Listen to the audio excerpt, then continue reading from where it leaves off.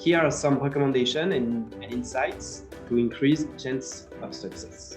One, of course, is actually something we have written on the wall here in the office, and that is, if you want to go far, you cannot do this on your own. So if you think you can do it on your own, you're not dreaming big enough. The government, commercial organizations, citizens, knowledge institutions, and many entities. So honestly, a system practice was the only way we actually saw how.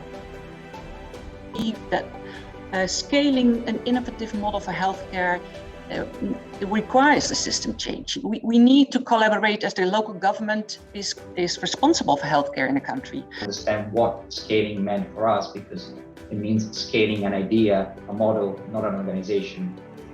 The main challenges is managing complexity. And for us, it worked really well breaking the system down into meaningful parts or themes, as we call it. The choice of your partners is obviously key to the success of your actions. By that, I mean choosing the partner with the right networks, connections, expertise. And then the third piece is the sort of pragmatist element of our thinking, so really to work with the context. So looking at successful systems change efforts, that they often look for opportunities to work with the grain of the wider context in terms of policy or funding or public interest, as well as to then kind of stretch them and push them forward. Be transparent on the individual gains of each structure and choose a trusted third party. It might be a facilitator, a funder, a common partner, in order to secure the roadmap and facilitate collaboration. The third recommendation would be to be as clear, fast and efficient as possible in your answers to the market and to the project holder. I think most important is be open-minded to collaborate together and don't be competitive on the wrong side. Second, concentrate on not too many topics, be straight. And really focus on what you want to achieve with all the collaborative partners. And third, ensure financing, that when you started something good, you really can follow up on this and make it sustainable. And if you define yourself as a social impact organization, the social goals must be a permanent guideline in our strategy. Second, define several degrees of collaboration that enable the information to flow between all the players at all levels. And third, create not only formal but also informal collaboration structures that fill the gap that may appear between the formal levels of collaboration. We need to have a very clear and realistic target. So the idea was not to review our whole strategy.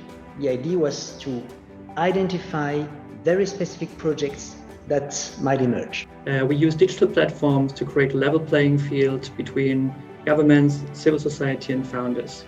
And if you want to use open source innovation, you should use it for creating unconventional interactive formats to bring out creative solutions. So this approach of grassroots ideation results in better acceptance than top-down bureaucratic solutions because it's bottom-up. I really believe that impact organizations are creating new forms of most needed economic development, and they should therefore be supported financially and non-financial by government, community, philanthropists who want to co-invest in this movement.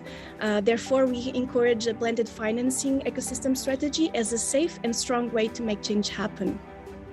There is quite some money out there in terms of investments, and let's all together see how we can make better use of the funds that are out there, and I think there's sometimes smarter ways so that also parties having a higher risk appetite could achieve more if they take a more catalytic role. That's why we want to reach out to others who have done it already, then instead of reinventing the wheel.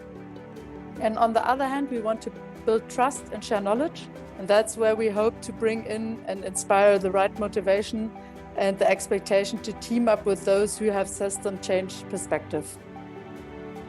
Firstly, respond to context and be flexible. Secondly, be ready to learn and be humble. So don't come with all the answers, but be prepared to work with others to create the parameters of the work. And finally, be prepared to hold a space for a significant amount of time in order to bring about really transformational change. And only through coordination, collaboration, and amplification of this work will we be able to see the sea change that we need to reach a more harmonious and effective state of being?